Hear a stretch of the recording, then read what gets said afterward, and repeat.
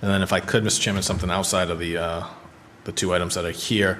I did send an email to the board regarding Tri-County, and I just wanted to get that out there for the public, because unfortunately I'm not trying to put out my opinion on the project itself, but I think it's important, and I've mentioned this during my budget meetings and several other times anytime we discuss financial impacts for the community.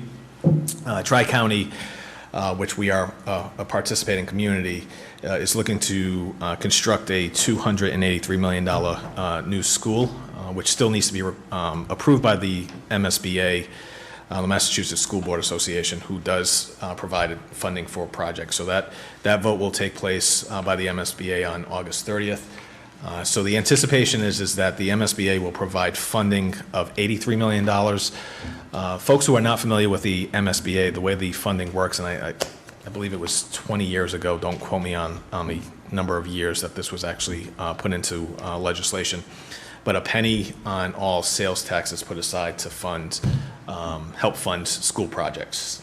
The unfortunate part is that all of the vocational schools were actually built using state monies, and now it's obviously on the communities that are, as these new schools are coming end of life and new schools are needed, are now being put on the community.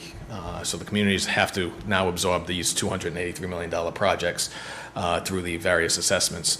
So that change has never taken place, and vocational schools are significantly more expensive than your typical high school or middle school. So with that, there's obviously not enough funding that is put forth towards vocational. So to only have, a 30% reimbursement from the state on this is, an unfortunate situation, but nonetheless, that's what we're faced with. What I will say is that our portion of the $200 million, which is what the communities would be, the communities that participate in Tri-County would be responsible for, our portion is estimated to be $1.1 million over the next 30 years. So that's a significant financial impact on this process. So the board will need to have some discussion if this is approved. This will be a ballot question, and I'll get into that a little bit later, but the $1.1 million we'll need to have a discussion as to whether or not we move forward with a debt exclusion. If not, it will need to be within the levy. And trying to find $1.1 million within the levy is going to mean significant impacts to the current operations as we see fit. So we can fully expect to have reductions on the Seekonk Public Schools as well as the town side to offset the 1.1 if we don't have an additional funding source associated with it. Now, will it be the entire 1.1? It's really too early to say. But the actual vote that's going to be taken is going to be October 24th to see if the communities approve of this new building project. And of the communities, it's a simple majority. So if the town of Seekonk goes out and unanimously rejects the building project, but all the other communities, the other 10 communities that are part of Tri-County approve that, we are still assessed the amount that's there. So it's really incumbent on all of the folks to say whether or not they approve or disapprove of this project moving forward. The unfortunate situation is that the election itself is not subject to the typical election laws that we see. So we have essentially trained our voters that during an election, the election takes place from 8 a.m. till 8 p.m., a 12-hour window. This election is going to take place at noontime until 8 p.m. So it's not a full 12 hours. There's not a whole lot of communication, which, and I had a meeting yesterday with the other participating communities, town administrators and finance directors with regard to the information that's going out there. So a good portion of the community is not even aware that there's going to be, number one, an election, number two, that there is even a school building proposal being put forth. So trying to figure out that we've had conversations with Tri-County. They had originally discussed coming to the Board of Selectmen in the March-April timeframe. They've never done that. I've reached out to the superintendent, so they are scheduled, if the chair is good, to be before us to discuss the project itself on August 30th. So we'll have them before us, and then at that time, I personally will work with TV9 to get something out there, just to not say whether I support the project or not, but just to put the information out there so that, number one, folks know that there is an election on the 24th, that the time will be different than the normal election. It will be from noon to 8. The potential impacts associated with the project so that everybody understands it.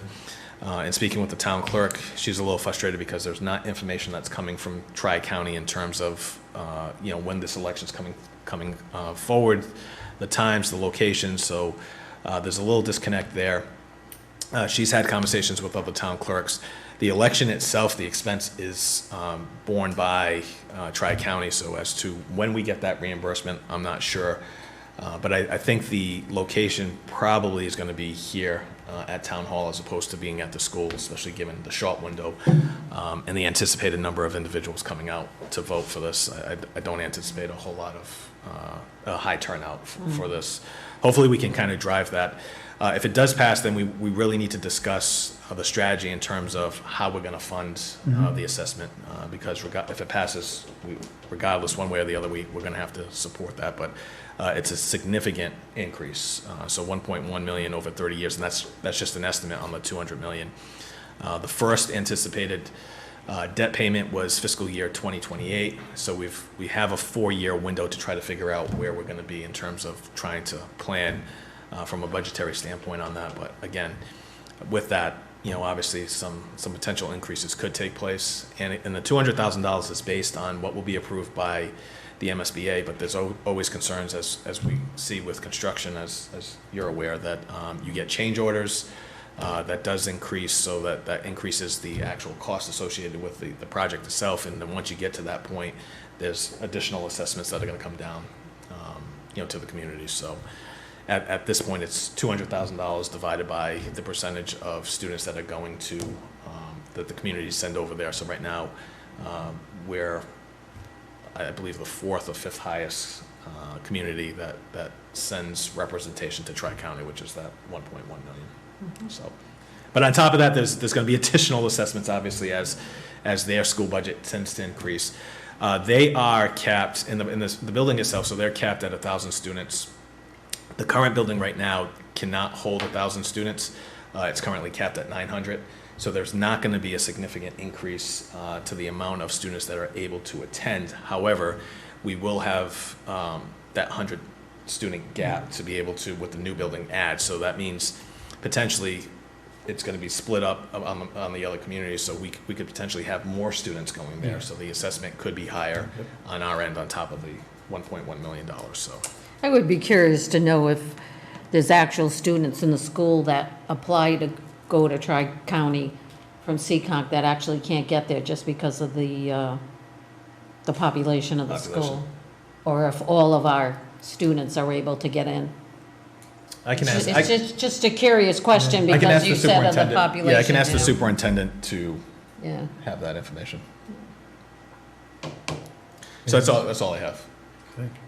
Yeah, I think we should, to your point about, contacting TV9 and getting something out there, I think we should do even maybe a little more, maybe get a pamphlet made or a flyer made, post it at all the town buildings and at the town Facebook page, and obviously on the website too. Yeah, and we'll try to do a QR code as well, and then also with TV9 try to redirect them to because they do have a website. Yeah.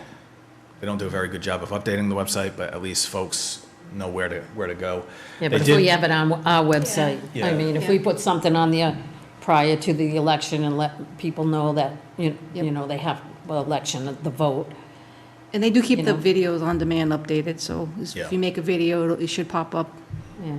Yeah. My only frustration is, and I understand they've had community meetings not well attended at Tri-County, but to try to have folks, number one, I don't know that folks really are aware of the project itself, so they're not really actively looking to see when there's going to be a meeting. But because it's in Franklin, I don't know that you have a whole lot of people that are going to be driving from Seekonk all the way to Franklin to attend, a public meeting or a hearing on the project. So they did say that they were going to try to go to other communities.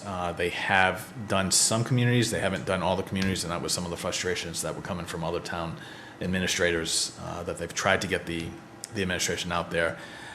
So when I reached out, they were more than willing to come down. It's just unfortunate I had to reach out to have them, be proactive about coming down and providing the information, so.